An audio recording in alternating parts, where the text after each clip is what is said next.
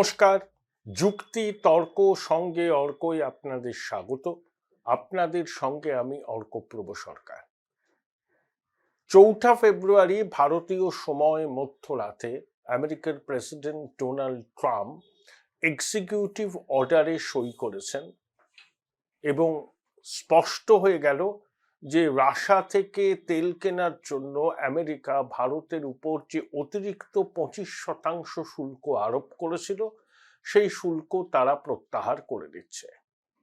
অর্থাৎ ভারত থেকে এখন আমেরিকায় যে পণ্য রপ্তানি হবে তার জন্য 18% শুল্ক গুনতে হবে এবং একই সঙ্গে ভারত এটাও প্রতিশ্রুতি দিয়েছে যে আগামী 5 বছর তারা 5,000 বিলিয়ন ডলার মূল্যের সামগ্রী পরিষেবা নেবে আমেরিকা থেকে।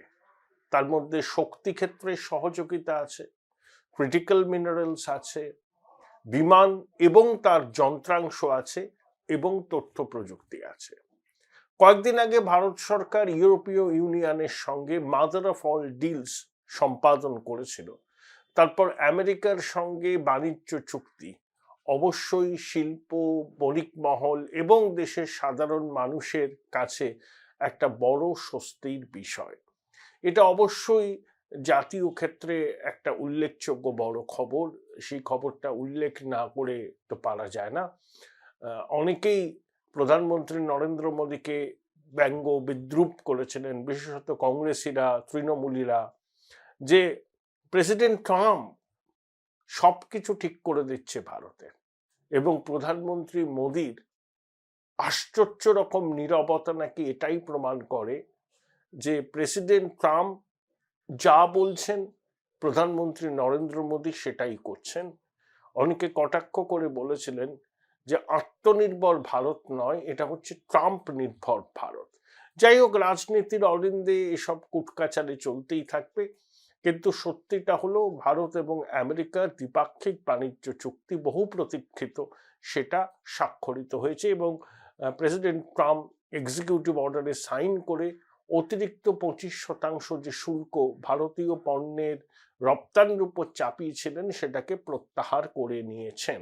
এরপর চুক্তির নিটিগ্রিটি ক্রমশ প্রকাশ্যে আসবে। বাণিজ্যমন্ত্রী পীযূষ গোয়েল সংসদে জানিয়েছেন যে খুব শীঘ্রই পূর্ণাঙ্গ চুক্তির রূপ দেশের মানুষের কাছে তারা তুলে ধরবেন। এখন সংসদ চলছে, সংসদেও আলোচনা হবে হয়তো এটা নিয়ে। কিন্তু আমার প্রতিবেদন অবশ্যই এই বিষয়টা নিয়ে নয়, কারণ আমি এই বিষয় নিয়ে প্রতিবেদন করতে পারি এবং এই প্রতিবেদন করতে গেলে যে ধরনের পড়াশোনা করা দরকার সেগুলো আমি নিয়মিত করি। কিন্তু আমি দেখেছি আমার দর্শকরা রাজ্য রাজনীতির সম্পর্কেই বেশি আগ্রহী, সেজন্য মাঝে মধ্যে চেষ্টা করি এ ধরনের প্রতিবেদন করতে, সেটা কিন্তু খুব নিয়মিত হয় না। যাই হোক, আমার আজকের প্রতিবেদনের শিরোনাম কমিশন কার্যত ক্লিন বোল্ড করে দিল দিদিমণিকে।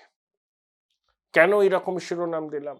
দর্শকরা বলবেন, যেটা খরচ করে মশাই আপনার প্রতিবেদন দেখব সেই চর্বিত চর্বরিত করেন। আমি বলি তাদেরকে, ঘটনার ঘন ঘটা তো সবসময় হয় না, কিন্তু বর্তমানে এসআইআর এর আবহে প্রতিদিনই নির্বাচন কমিশনের দিক থেকে বা রাজ্য প্রশাসনের দিক থেকে কিছু না কিছু খবর হচ্ছে এবং যার তাৎপর্য সুদূর প্রসারী। আপনাদের আরো একবার স্বনির্বন্ধ অনুরোধ করি সহায়তা করার জন্য। আপনারা করছেন, তার জন্য কৃতজ্ঞ। যারা করতে চান তারা থ্যাঙ্কস বাটনে ক্লিক করলেই আর্থিক সহায়তা আমার কাছে পৌঁছে যাবে। এবার আমি কেন বললাম যে কমিশনের গুগলিতে ক্লিন বোল্ড হলেন দিদিমণি? দেখুন, 9 ফেব্রুয়ারি এসআইআর মামলার শুনানি আছে সুপ্রিম কোর্টে। সেই শুনানি নিয়ে তো আগাম কিছু বলার স্পর্ধা আমার নেই, কারণ সর্বোচ্চ আদালতে প্রধান বিচারপতির এজলাসে সেই মামলার শুনানি হবে। তার আগে কিন্তু নির্বাচন কমিশন একটি হলফনামা দাখিল করেছে। ভারত সরকারও এতে পার্টি হয়েছে। কারণ সনাতন ঐক্যমঞ্চ নামে একটি প্রতিষ্ঠান এই মামলার শরিক। তারা বলেছে যে নির্বাচনের এই যে এসআইআর এর সময় রাজ্যের পুলিশ প্রশাসনকে কমিশন নিজের নিয়ন্ত্রণে নিয়ে আসুক। দেখুন, মডেল কোড অফ কন্ডাক্ট চালু হলে এমনিতেই আমাদের রাজ্য প্রশাসন লেমডাক হয়ে যাবে, কিন্তু তার আগে যদি রাজ্য প্রশাসনের পুরোটাই কমিশনের অধীনে চলে যায়, যদি আদালত এইরকম রায়ও দেয়, সেটা অবশ্য নজিরবিহীন ঘটনা হবে। এখন সুপ্রিম কোর্টে নির্বাচন কমিশন হলফনামা দিয়ে কি ঠিক বলেছে? মোদ্দা কথা, আমাদের প্রশাসনিক প্রধান মাননীয়া দিদিমণি ফিয়ার মঙ্গারিং করছেন এসআইআর নিয়ে। তিনি অসত্য প্রোপাগ্যান্ডা চালিয়ে যাচ্ছেন এবং একটা ভয় ভীতির বাতাবরণ তৈরি হয়েছে রাজ্যে। শাসক দলের কুচো থেকে বড় নেতারা কেউ বলছেন কমিশনের ঠ্যাং খোড়া করে দেব, কেউ বলছেন কমিশনের বুঝে নেব, কেউ বলছেন এসআইআর হলে রক্তগঙ্গা বয়ে যাবে, কোথাও বিডিও অফিসে ভাঙচুর হচ্ছে। কমিশন হলফনামা দিয়ে বলেছে সারা ভারতবর্ষে পশ্চিমবঙ্গ সহ 12টি রাজ্য কেন্দ্রশাসিত অঞ্চলে এসআইআর হচ্ছে, কিন্তু পশ্চিমবঙ্গে এসআইআর কে কেন্দ্র করে উদ্ভূত পরিস্থিতির সঙ্গে কোনো পরিস্থিতির তুলনা হয় না। দেশের একটি সাংবিধানিক প্রতিষ্ঠান, একটি রাজ্যের নির্বাচিত মুখ্যমন্ত্রী যিনি প্রশাসনিক প্রধান, সংবিধান হাতে তার মন্ত্রিসভা শপথ নিয়েছে। সাংবিধানিক প্রতিষ্ঠান সেই প্রশাসনিক প্রধানের বিরুদ্ধে সুপ্রিম কোর্টে হলফনামা দিয়ে বলছে প্রশাসনিক প্রধান ফিয়ার মঙ্গারিং করছেন, অসত্য তথ্য পরিবেশন করছেন, যাতে এসআইআর কে কেন্দ্র করে একটা অস্থির অশান্ত পরিস্থিতি তৈরি হয়। কমিশন যে যে নির্দেশ দিয়েছে সেই নির্দেশগুলো পালন করা হচ্ছে না। সর্বশেষ বিএলও সুপারভাইজার তাদের ভাতার টাকা আটকে রেখেছে। ময়না এবং পূর্ব বারুইপুর কেন্দ্রের এইআরও একজন ডেটা এন্ট্রি অপারেটরের বিরুদ্ধে এফআইআর করার কথা বলেছিল, কমিশন করেনি। 3 জন রোল অবজারভারকে কমিশনের অনুমতি না নিয়ে তাদের ট্রান্সফার করা হয়েছে। এরকম অনেক অভিযোগ হলফনামায় সুপ্রিম কোর্টে জানিয়েছে নির্বাচন কমিশন। অর্থাৎ দিদিমণি যেদিন পিটিশনার হিসাবে আদালতে সওয়াল করলেন, অনুপ্রাণিত মিডিয়া এমন ভাব করলেন যে বঙ্গেশ্বরী বিশ্বজয় করে এসেছেন, তারপরেই কমিশনের এই হলফনামা সুপ্রিম কোর্টে এই মামলায় অন্য মাত্রা যোগ করবে এবং কমিশন কিন্তু তথ্য প্রমাণ পেশ করবে হলফনামার সঙ্গে। একদিকে সলিসিটর জেনারেল তুষার মেহতাও থাকবেন ভারত সরকারের পক্ষে, রাকেশ দ্বিবেদী থাকবেন, মিস্টার নাইডু থাকবেন, অন্যদিকে তো ব্যারিটন ভয়েস নিয়ে কপিল সিব্বাল, শ্যাম দিওয়ান, অভিষেক মানু সিংভিরাও থাকবেন। তাহলে সুপ্রিম কোর্টের অলিন্দে প্রধান বিচারপতির এজলাসে একটা টান স্নায়ুর লড়াই আমরা দেখতে পাবো। কিন্তু সব থেকে যেটা একজন পশ্চিমবঙ্গের মানুষ হিসাবে আমার খারাপ লেগেছে, যে নির্বাচন কমিশনের মতো একটি সাংবিধানিক প্রতিষ্ঠান রাজ্যের মুখ্যমন্ত্রীর বিরুদ্ধে সরাসরি অভিযোগ করেছে, তাদের হলফনামায় সুপ্রিম কোর্টে সেই হলফনামা জমা দিয়েছে। এতে আমাদের তো গর্বিত হওয়ার কিছু নেই, বরঞ্চ লজ্জায় মাথা হেঁট হয়ে যায়। ইডি মামলায় ইডিও সুপ্রিম কোর্টে দিদিমণির বিরুদ্ধে বিস্ফোরক সব অভিযোগ এনেছেন, নির্বাচন কমিশন একই রকম অভিযোগ এনেছেন। তার আগে শুনেছিলাম সেনার পূর্বাঞ্চল ইস্টার্ন কমান্ডের পক্ষ থেকে রাজ্যপালের কাছে প্রতিবাদ জানানো হয়েছে দিদিমণির একটা বক্তব্যে, যেখানে দিদিমণি বলেছেন যে ফোর্ট উইলিয়ামে বসে একজন সেনাকর্তা বিজেপির হয়ে কাজ করছেন, এসআইআর এ সহায়তা করছেন। কতটা চাপের মুখে আছেন দিদিমণি শুধু ভাবুন, যে দেশের সেনাবাহিনী যারা সব বিতর্ক সবকিছুর ঊর্ধ্বে, তাদেরকেও এর মধ্যে তিনি টেনে এনে বিতর্কে জড়িয়ে দিয়েছেন। সেনাবাহিনী আগে দিদিমণির বালিকা সুলভ চপলতাকে খুব একটা গুরুত্ব দেয়নি। একবার নবান্ন দখল করতে আসছে সেনাবাহিনী, দিদিমণিকে দেখে সেনা জওয়ানরা ঊর্ধ্বশ্বাসে পালিয়ে গিয়েছিল, সব বলেছিলেন তো। সেনাবাহিনী সেটাকে বলেছিলেন যে বালিকা সুলভ চপলতা, ইগনোর করেছে। কিন্তু যখন সাংবাদিক বৈঠকে ফোর্ট উইলিয়ামে অবস্থিত একজন, মানে ওখানে পোস্টেড একজন সেনাকর্তার বিরুদ্ধে এই অভিযোগ দিদিমণি এনেছেন বলে খবরে প্রকাশ হয়েছে, এবং তার প্রতিবাদ সেনাবাহিনী রাজ্যপালের কাছে করেছেন, তা এতে আমরা কি বলবো? এগিয়ে বাংলা? এগিয়ে বাংলার এটাই ছবি যে রাজ্যের প্রশাসনিক প্রধানের বিরুদ্ধে সাংবিধানিক প্রতিষ্ঠান হলফনামা দিয়ে অভিযোগের পাঁচালি খুলে ধরছে। 12টা রাজ্যে এসআইআর হচ্ছে, প্রত্যেকটা রাজ্যে কমিশনের একজন সিইও আছে, কোথাও কোনো গন্ডগোল হচ্ছে না। আমাদের কমিশনের সিইও মনোজ আগরওয়াল, তাকে কেন্দ্রের স্বরাষ্ট্র মন্ত্রক Y+ ক্যাটেগরির নিরাপত্তা দিয়েছে। ভাবতে পারছেন? মানে তার থ্রেট পারসেপশনটাকে জাজ করেই তো দিয়েছেন। যেভাবে ওই ডিসেম্বর মাসে গত 23 না 24 তারিখে 500-600 লোক কমিশনের দপ্তরে ঢুকে পড়ে কার্যত র্যানস্যাক করেছিল, কোনো অভিযোগ হয়েছে? কাউকে গ্রেপ্তার করা হয়েছে? তাহলে এটাই হচ্ছে এগিয়ে বাংলা। সাংবিধানিক প্রতিষ্ঠানের কাজকর্ম করতে দেব না, বাধা দেব। সিওর বিরুদ্ধে দুর্নীতির অভিযোগ আনবো। আবার এই সিও কে কমিশন যখন সিও হিসাবে নিয়োগ করেছে, তাহলে কমপ্লায়েন্স রিপোর্ট দিয়েছিলেন প্রাক্তন মুখ্য সচিব মনোজ পান্ত। ভাবুন, বলে না বিহার আর বাংলা এক নয়, ঠিক তো খোকাবাবু বলেন। বিহার অনেক এগিয়ে গেছে, নির্বাচন হলো তো, রক্তপাত হলো না, একটা বুথে পুনর্গণনার দাবিও কেউ তুলল না, সেখানেও এসআইআর রয়েছে। রাহুল তেজস্বী ভোটাধিকার যাত্রা করেছিলেন, মামলা হয়েছে, কিন্তু এই ধরনের ঘটনা হয়নি। ভারতবর্ষে কোথাও হচ্ছে না। মনোজ আগরওয়ালের নিরাপত্তা ঝুঁকির মুখে জেনে গোয়েন্দা সূত্রে প্রাপ্ত খবরকে বিশ্লেষণ করে কেন্দ্রীয় স্বরাষ্ট্র মন্ত্রক তার জন্য Y+ ক্যাটেগরির সিকিউরিটির বন্দোবস্ত করেছে। কতটা লজ্জার! কিন্তু এদের তো লাজ লজ্জা নেই। এরা এখনো বুক চিতিয়ে মুখে যা আসে তাই বলে যাচ্ছে। কিন্তু নির্বাচন কমিশনের সঙ্গে পাঙ্গা নিলে ফলটা ভালো হবে না।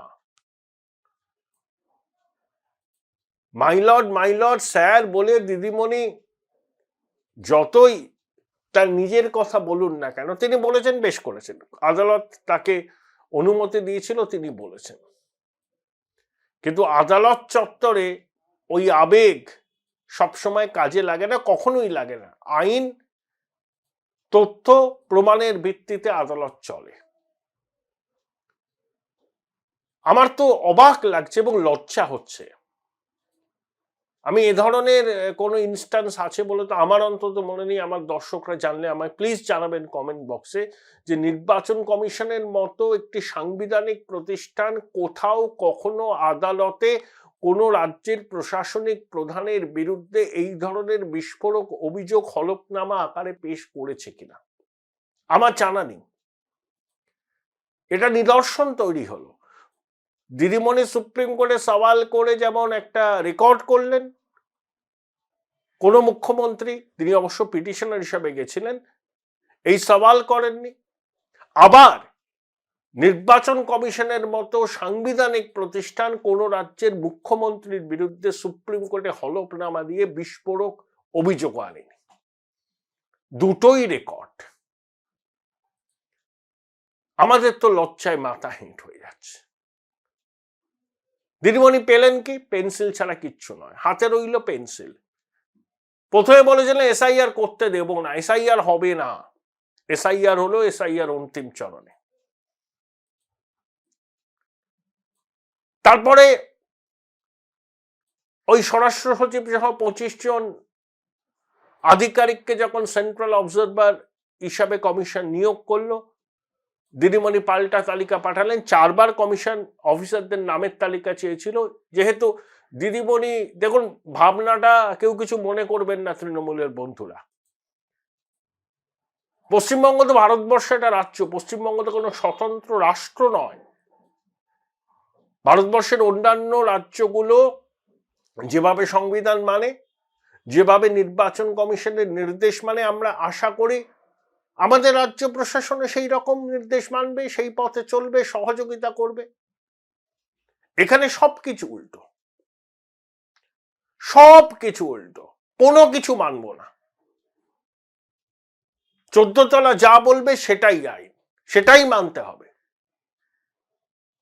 কিন্তু কেউ কেউ ভুলে যেতে পারেন যে পশ্চিমবঙ্গ ভারতবর্ষ একটা অঙ্গরাজ্য, কোনো স্বাধীন রাষ্ট্র নয়। কিন্তু অনেকে হয়তো মনে করেন যে তিনি স্বাধীন রাষ্ট্রের অধীশ্বরী, তিনি সংবিধান রচনা করবেন, তিনি যা বলবেন সেটাই আইন, সেটাই সংবিধান। তার ভ্রান্তি বিলাস থাকতে পারে, কিন্তু পশ্চিমবঙ্গের 11 কোটি মানুষ তার খেসারত দেবে কেন? পদে পদে অসম্মানিত হচ্ছি আমরা। রাজ্যের প্রশাসনিক প্রধানের অসম্মান, তার বিরুদ্ধে এই বিস্ফোরক অভিযোগ, একজন পশ্চিমবঙ্গের মানুষ হিসাবে আমারও অসম্মান। কারণ তিনি আমাদের মুখ্যমন্ত্রী, তিনি সবার মুখ্যমন্ত্রী, তিনি তৃণমূল কংগ্রেসের সভানেত্রী, কিন্তু মুখ্যমন্ত্রী যখন, তখন তিনি পশ্চিমবঙ্গের 11 কোটি মানুষের মুখ্যমন্ত্রী। তার পদের মর্যাদা রক্ষা করার দায়িত্ব তার। তার আচরণের জন্য যদি আমাদের মাথা লজ্জায় হেঁট হয়ে যায়, তার তো ক্ষমা চাওয়া উচিত পশ্চিমবঙ্গের মানুষের কাছে। 9ই ফেব্রুয়ারি, 10ই ফেব্রুয়ারি সুপ্রিম কোর্টে একবার নির্বাচন কমিশন, একবার ইডি হলফনামায় প্রশাসনিক প্রধানের বিরুদ্ধে যে বিস্ফোরক অভিযোগগুলো করেছে, সেগুলো উড়িয়ে দেওয়া যায়? করেছে তো, ইডি তো করেছে, হলফনামায় করেছে, নির্বাচন কমিশন তো করেছে, তো গালগল্প নয়। কারণ কমিশন আইনের পথে চলবে, এবং আইনের পথে তারা চলছে এবং চলবে বলেই শেষ পর্যন্ত কমিশনেরই জয় হবে। দেখুন সুপ্রিম কোর্ট দু একটা কিছু নির্দেশ দিতে পারে, যেমন দিদিমণি আধার কার্ড নিয়ে বলছিলেন আধার কার্ডকে কেন প্রামাণ্য নথি হিসাবে নেওয়া হবে না। সুপ্রিম কোর্ট বললো এই বিষয়ে আমাদের চূড়ান্ত সিদ্ধান্ত হয়নি। আধার কার্ড একটা পরিচয়, সরকারের বিভিন্ন ওয়েলফেয়ার স্কিমের সুবিধা পাওয়ার একটা পরিচয়, কিন্তু এটা নাগরিকত্বের প্রমাণ নয়। দিদিমণি কি বলছেন, ফ্যামিলি রেজিস্টার আমাদের নেওয়া হচ্ছে না। আরে ফ্যামিলি রেজিস্টার এখানে আছে নাকি? ওটা যে বিহারে আছে, কর্ণাটকে আছে, এগুলো স্টেট স্পেসিফিক। যেখানে ফ্যামিলি রেজিস্টারের বিষয়টা আছে সেখানে কমিশন গ্রহণ করেছে, আপনার এখানে নেই। এসসি এসটি শংসাপত্র আদালতের নির্দেশে বাতিল হয়ে গেছে, মামলা চলছে, কমিশন আদালতের রায়টাকে মানছে, সেই জন্য নিচ্ছে না। দোষ আপনাদের, দায় চাপাচ্ছেন কমিশনের ঘাড়ে। এবং এই এসআইআর এর শুরুর আগে থেকে এখনো পর্যন্ত যেভাবে দিদিমণি এবং তার সঙ্গী সাথীরা, নন্দী বৃঙ্গিরা যে শব্দ দূষণ করে চলছেন লাগাতার কমিশনকে আক্রমণ করতে গিয়ে, এটাও বাংলার রুচি, কৃষ্টি, সংস্কৃতির সঙ্গে মিলে না। বাঙালি এই ভাষায় কথা বলে? অতীতে আমরা তো অনেক রাজনীতিবিদকে দেখেছি। দিদিমণির পূর্বসূরি বুদ্ধদেব বাবু, কল্পনাও করতে পারি না যে এই ধরনের ভাষায় তিনি কথা বলতে পারেন। লাগাতার বলে যাচ্ছেন ইনি নাকি বাংলা ভাষাকে বাঁচাতে চান। বাংলা ভাষার সব থেকে লাঞ্ছনা হয়েছে এদের হাতে। এরাই এখন আমাদের নীতি কথার পাটা ওড়াবে, জ্ঞানের কথা বলবে। কিন্তু আমার তো লজ্জা লাগছে,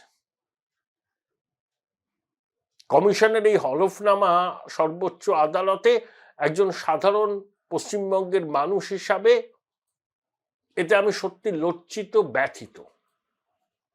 জানি না শাসক দলের নন্দীবিঙ্গীদের প্রতিক্রিয়াটা কি, গলা শিরা পুলিয়ে তারা আবার ওই শব্দ দূষণ না করেন, নিয়মিত করে চলেছেন। এ রাজ্যের নির্বাচন কত দফায় হবে? 2011 6 দফায়, 2016 7 দফায়, 2021 8 দফায়। সিওর দপ্তর চাইছে এবারের নির্বাচন 1 দফায় হোক। শেষ পর্যন্ত নির্বাচন কমিশন কি সিদ্ধান্ত নেবেন সেটা তারাই নেবেন, তবে সিও রেকমেন্ডেশন 1 দফায় ভোট। অনেকে বলেন 1 দফায় ভোট হলে লাভ কি? লাভ একটাই, শাসকের গুন্ডা বাহিনী কুচবিহারে ভোট করিয়ে 3 দিন বাদে মালদায় গিয়ে ফলস ভোট দেবে। এগুলো তো করা যাবে না। তবে তার আগে নিশ্চয়ই নির্বাচন কমিশন কেন্দ্রীয় স্বরাষ্ট্র মন্ত্রকের সঙ্গে কথা বলবে, ফোর্স ডিপ্লয়মেন্টটা ঠিক করতে হবে, বাইরের রাজ্যের সশস্ত্র পুলিশ কত আসবে, তার রেশিওটা কি। 68% বাইরের রাজ্যের ফোর্সেস ছিল বিহারে, সেন্ট্রাল ফোর্স ছিল 32%। এই রেশিও এবার বাড়তে পারে,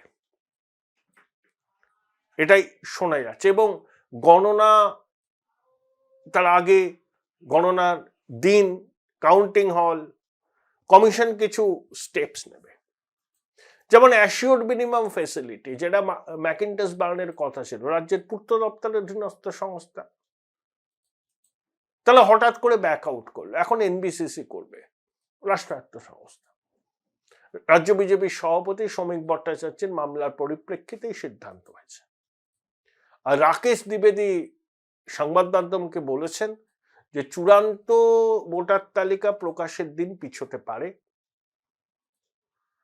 হতে পারে 20 ফেব্রুয়ারি হলো বা 21 ফেব্রুয়ারি হলো, 14 ফেব্রুয়ারি চূড়ান্ত ভোটার তালিকা প্রকাশের সম্ভাবনা নেই বললেই চলে। কারণ বিভিন্ন জেলায় কাজ অনেক অসমাপ্ত আছে, তার মধ্যে মালদা এবং দক্ষিণ 24 পরগনা উল্লেখযোগ্য। দক্ষিণ 24 পরগনা খোকাবাবুর খাস তালুক না, ওখানে গরমিল হবে না, ওখানে গন্ডগোল হবে না, এটা কেউ ভাবতে পারে? ওটাই স্বাভাবিক। ওখানে গরমিল, গন্ডগোল, ভুয়ো ভোটার, ভুয়ো নথি সব থেকে বেশি, রেকর্ড সংখ্যায় দেখবেন আপনি দক্ষিণ 24 পরগনা। 7.5 লাখ ভোটে জেতা খোকাবাবু ওই ভোটে কিভাবে জেতেন, ভবিষ্যৎ প্রজন্মের কোনো গবেষক যখন গবেষণা করবেন তখন দেখবেন সব বিস্ফোরক তথ্য সামনে চলে আসবে। তর্জনী উঁচিয়ে একে চ্যালেঞ্জ, ওকে চ্যালেঞ্জ, আমি একটা কেউ কেটা, আমি একটা হনু, আমার নামে গগন কাঁপে, ওগুলো যে শূন্য কুম্ভের ঝংকার, ওই পুলিশি নিরাপত্তার ঘেরাটোপে থাকা, বৈভবের আস্পালন করতে অভ্যস্ত, হেলিকপ্টারে নেমে লিফটে করে ওঠা যে যুবাটি করে আসছেন, চিরদিন এই দাপট তার থাকবে না। রবীন্দ্রনাথ একটা কথা আছে জানেন তো, অদৃষ্টেরে সুধালেম চিরদিন মিছে, অমোঘ নিষ্ঠুর বলে কে মোরে ঠেলিছে, সে বলিল চেয়ে দেখো, দেখিলেম আমি, সম্মুখে ঠেলিছে মোরে পশ্চাতের আমি। কোকাবাবু রবীন্দ্রনাথের এই কথাগুলো মনে রাখবেন, সম্মুখে ঠেলিছে মোরে পশ্চাতের আমি। Join Indian Institute of Hotel Management now. Right choice, right decision.